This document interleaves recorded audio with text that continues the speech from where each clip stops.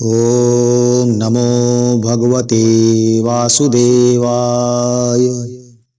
ये चयन्ति सदा गेहे शास्त्रं भागवतं नराः प्रीणितास्तैश्च विबुधा यावदा भूत संप्लवम्। जो लोग सदा अपने घर में भागवत शास्त्र का पूजन करते हैं वे मानो एक कल्प तक के लिए संपूर्ण देवताओं को तृप्त कर देते हैं। श्लोकार्धं श्लोकपादं वा वरं भागवतं गृहे शतशोथ सहस्रैश्च किमन्यैः शास्त्र संग्रहैः। यदि अपने घर पर भागवत का आधा श्लोक या चौथाई श्लोक भी रहे तो यह बहुत उत्तम बात है। उसे छोड़कर सैकड़ों और हजारों तरह के अन्य ग्रंथों के संग्रह से भी क्या लाभ है। न यस्य तिष्ठते शास्त्रं गृहे भागवतं कलौ न तस्य पुनरावृत्तिर्याम्यपाशात् कदाचन। कलयुग में जिस मनुष्य के घर में भागवत शास्त्र उपस्थित नहीं है उसको यमराज के पाश से कभी छुटकारा नहीं मिलता।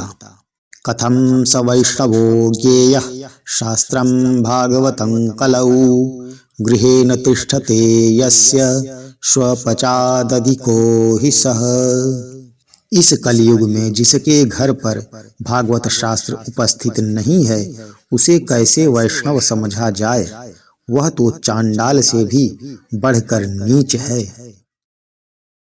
सर्वस्वेनापि लोकेश कर्तव्यः शास्त्र संग्रहः वैष्णवस्तु सदा भक्त्या तुष्ट्यर्थं मम पुत्रक।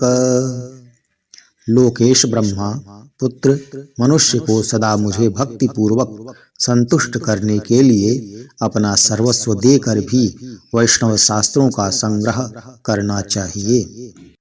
यत्र यत्र भवेत् पुण्यं शास्त्रं भागवतं कलौ तत्र तत्र सदैवाहं भवामि त्रिदशैः सह। कलयुग में जहाँ जहाँ पवित्र भागवत शास्त्र रहता है वहाँ वहाँ सदा ही मैं देवताओं के साथ उपस्थित रहता हूँ।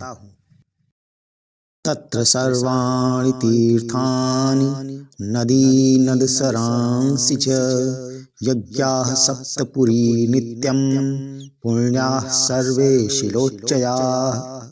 यही नहीं वहाँ नदी नद और सरोवर रूप में भी प्रसिद्ध सभी तीर्थ वास करते हैं। संपूर्ण यज्ञ सात पुरियां और सभी पावन पर्वत वहाँ नित्य निवास करते हैं। श्रोतव्यं मम शास्त्रं हि यशो धर्म जयार्थिना पापक्षयार्थं लोकेश मोक्षार्थं धर्म बुद्धिना। लोकेश यश धर्म और विजय के लिए तथा पापक्षय एवं मोक्ष की प्राप्ति के लिए धर्मात्मा मनुष्य को सदा ही मेरे भागवत शास्त्र का श्रवण करना चाहिए। श्रीमद्भागवतं पुण्यमायुरारोग्य पुष्टिदं पठनात् श्रवणात् वापि सर्वपापैः प्रमुच्यते। यह पावन पुराण श्रीमद्भागवत आयु आरोग्य और पुष्टि को देने वाला है। इसका पाठ अथवा श्रवण करने से मनुष्य सब पापों से मुक्त हो जाता है। न शृण्वन्ति न हृष्यन्ति श्रीमद्भागवतं परम सत्यं सत्यं हि लोकेश तेषां स्वामी सदा यमः।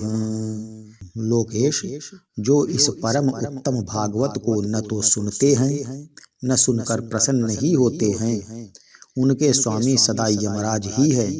वे सदा यमराज के ही वश में रहते हैं। यह मैं सत्य सत्य कह रहा हूँ। न गच्छति यदा मर्त्यः श्रोतुं भागवतं सुत एकादश्यां विशेषेण नास्ति पापरतस्ततः। पुत्र जो मनुष्य सदा ही विशेषतः एकादशी को भागवत सुनने नहीं जाता उससे बढ़कर पापी कोई नहीं है।